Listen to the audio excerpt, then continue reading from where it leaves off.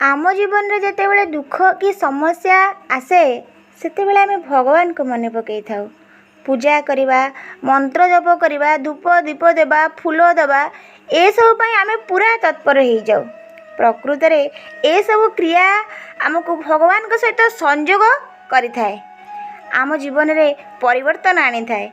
किंतु सत कथा कौन जानिछंती? सत कथा हूँ सरल स्वभाव आ सुंदर विचार ही आमको भगवान का निकटवर्ती कराई थाए।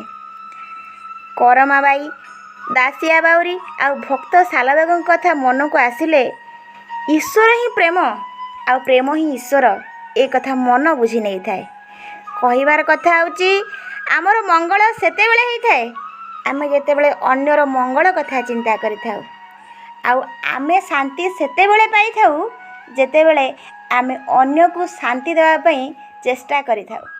जय जगन्नाथ।